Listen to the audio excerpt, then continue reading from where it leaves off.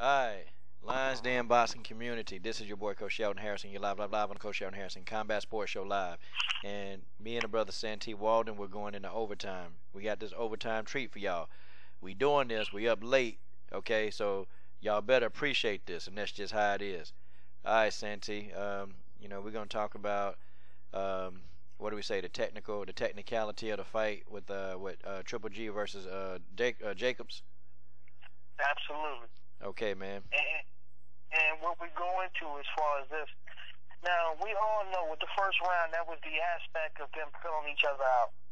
Jacobs, he landed the cleaner punches there in order to win the round. You could point it either direction, but I feel like Jacobs did. But the thing that Jacobs did that was so strategic that Golovkin never received at any point in his career was the ability of his opponent to keep switching stances right there in front of him and landing shots and making it convenient.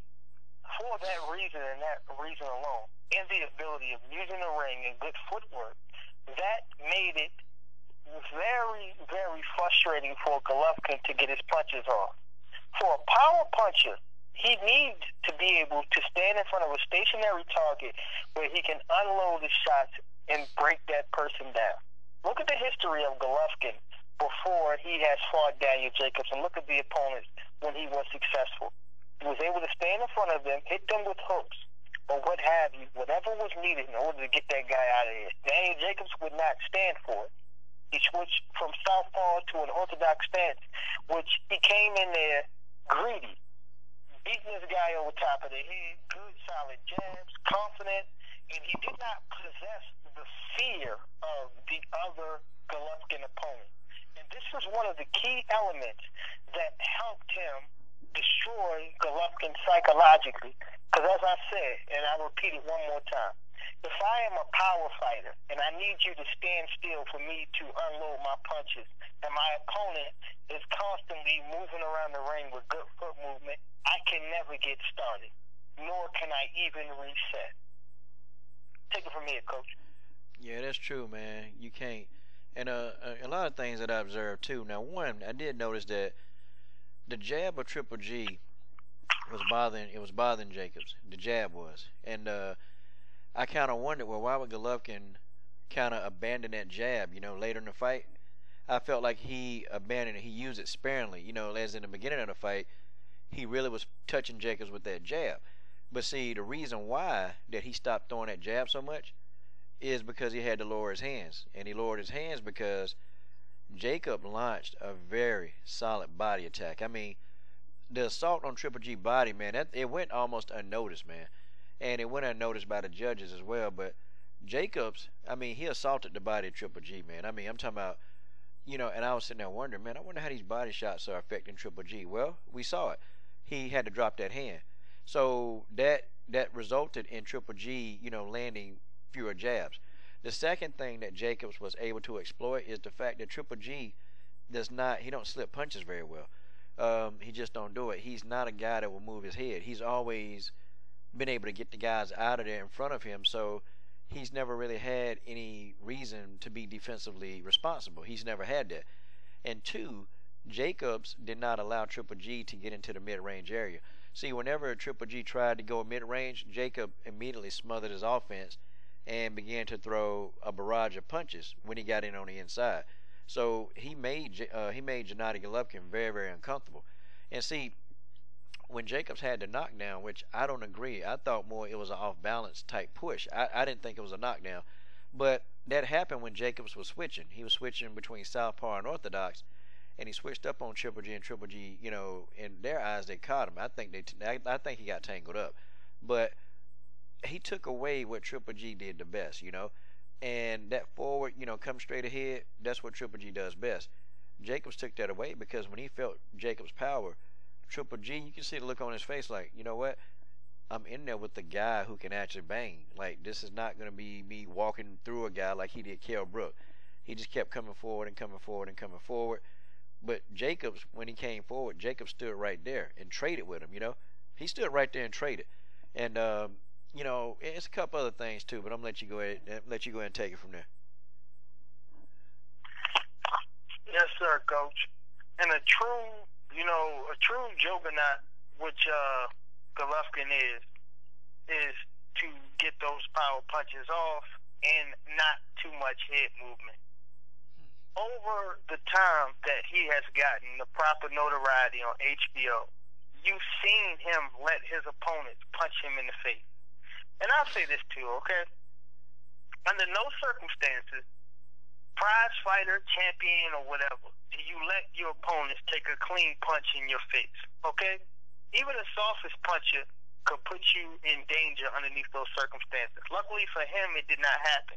But when you're in front of an opponent like Jacobs, when you've been hyped so much mentally that you feel like you're invincible, your wake-up call is going to come a lot more different. And with the solid body attack, which folks don't focus on, with Jacobs switching stances and putting the jab on him and hitting this guy with punches on the move, it discouraged him completely because he's not used to that. And I say this all the time to you guys, man.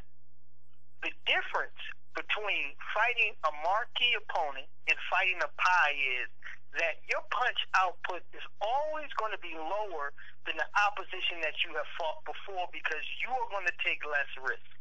Triple G was a lot more cautious in this fight based on him not getting hit with shots. That goes out the window so much for a person being hit in the face in order to take a shot, right? Right. Yeah. So he was cautious so much more from taking a shot from Jacobs. And even as he said at the end of the fight, when they raised his hand and gave him an interview, you know what, I respect Jacobs and I really like him, I like him as a fighter. All this was bullshit to me that goes out the window. Because they recognized what they wanted Jacobs to be served as before the papers were signed as. Another one bites the dust. That was Jacobs' title before the fight even started. But what they didn't realize and recognize or take into account as far as what Jacobs was, he did not come there to lose like the rest. He did not come there to fold up like the rest of the opponent. So when he started to place his attack carefully on the body, this was to make sure that the head died. This was to make sure that your guards go down and say, look, you're going to pay attention to me. I possess as much power as you do or a little bit less. But whatever the case is, when I hit you, you're going to feel it. You're going to feel it all the way. Almost to an apology when I rip you downstairs to the body or I catch you with these combinations. That's another thing that I've seen in this fight. Daniel Jacobs, when he caught Triple G in rough spots where he was not going to exchange because Jacobs was not a stationary target, he was able to hit Triple G with 3 and 4 punch combinations in the middle of the ring to completely discourage and rip away at this man's confidence. You don't fall on deaf's ears or be banging at the devil's door because you had this close fight where you could have emerged and did this and that. No. You fall solidly in that territory in particular because somebody has took something away from you so significantly that you have cherished for so long that you thought it was so important that it meant something. A man's heart is a man's heart. And everybody that steps in that goddamn square circle is mortal. So don't you ever in your life, from any promoter, any trainer, or what have you, tell me that your fighter is okay with taking shots to the face in order to exchange a punch. Because what that tells me is, when it comes to training camp, you did not teach your fighter proper defense in order for them to be successful in a matter where danger has arrived. Take it from here, Coach.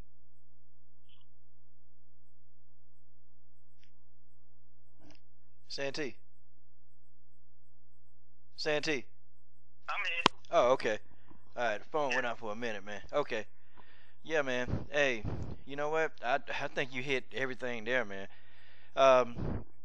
You hit a lot of good points, man. And there's a couple other things, too, man, that, like Jacobs was circling. He was circling away from Triple G's power hand, and Golovkin is not used to those kind of fighters doing that, okay? People can argue and say, well, Willie Monroe Jr., but see, here's the thing, man. Willie Monroe Jr. is not Danny Jacobs, and Willie Monroe Jr. doesn't know how to gauge the distance perception. He don't know how to do that. See, Danny Jacobs knows how to get out of range. He knows how to get within range to smother the offense of Triple G. And see, this is very important, okay? And if you're a fighter, you know, you watch Danny Jacobs take away that mid-range and then completely smother whatever offense Triple G tried to do to keep Triple G from firing back. See, that's why I kind of found it really hard to believe that Triple G landed more punches than Danny Jacobs, because Jacobs smothered it. But what Jacobs would do is he would bait Triple G. He would get within that little mid-range zone. He would get there, and then what he would do is he would feint. He would throw like a slight feint. That would freeze Golovkin, and then he would get his offense off, okay? But also, too, man, you notice Jacobs doing a lot of old school stuff where old school trainers, man, they teach you, man, to look at a person's shoulder and chest. They teach you that. My old trainer, he used to tell me, he said, look, if you're looking at the person's fist, they done already punched you in the face. And, you know, I saw Jacobs doing a lot of old school stuff, man. And I also saw Jacob making some of those punches glance off of his shoulders. I mean, Jacobs did a hell of a job slipping a lot of Triple G's power shots. I don't think Jacobs did a great job of getting through that jab. That jab, Triple G, I got to give it to him. His jab is good. It's a good jab. And he utilized that jab effectively. It's just he went away from it. But we talked about that because Jacobs was attacking that damn body. And I mean, you know, I got the image of Rocky in a meat freezer. And then on top of that, Jacobs was sticking his lead foot out there in front of Golovkin lead foot. So see what that was doing, it was deterring Golovkin for trying to come in forward when they were, you know, in each other's face. See, he stuck that foot out there so it would make it really difficult for Triple G to just get in, you know, to rush right in. See, that stopped that. And so Golovkin actually had to stop because, oh, wait a minute, his foot there. So now I got to try to exchange from it. See, it was uncomfortable the whole time. Jacobs made Triple G to the point so uncomfortable, he started doing things that he wouldn't do, such as he backed up. Now, you know, how was Jacobs able to back this man up when people don't back him up? Okay? Jacobs delivered a well-placed body shot to the liver. Okay? But this is when he took away the mid-range. Okay? He took that away from Triple G, placed a good body liver shot. Triple G had to bag off. And see, the blueprint is out now. It's out. Basically, if you can really disrupt Triple G's mid-range, if you know, don't get too far out of range, because if you play the range game with Triple G, he's going to beat you. But you smother his offense, you circle away from his power hand, you keep the fight in the center of the ring, and if you know, place those liver shots effectively, he's going to back up. And once he's backing up, he's ineffective going backwards. He can't do it. And that's it for me. Absolutely, Coach. I agree with you 1,010%. Yeah. And the only thing I can add to this is you got Jamal Charlo moving up at 160. I believe he's fighting for mandatory for one of Triple G's belts. This man has been partially exposed with the Cal Brook fight, but what did it was the Daniel Jacobs fight because it was an even platform. And what I mean by this from a technical aspect is any fighter with true boxing skills knows how to use the ring, can cut the ring off, good speed, and excellent reflexes from wherever. You don't even got to have a lot of punching power. I ain't going to, whatever. That person has a high possibility of destroying Triple G based on everything that he has presented here year to date about his skills. Yeah. What do we know? And I'm going to go back to what you said with Floyd, as he said. Floyd mentioned Triple G, and he said he's straight up and down. When I first heard him, I'm like, all right, he's hating like he always do. But as I analyzed his skill set, he is straight up and down. Defense is never punch me in my face. That's not defense, okay? That's some type of barbaric shit. Please, goddamn, make me famous type of behavior. That's not boxing to get punched in your goddamn face. But at this point, Abel Sanchez, Tom Loeffler believed that there was so much strength within his character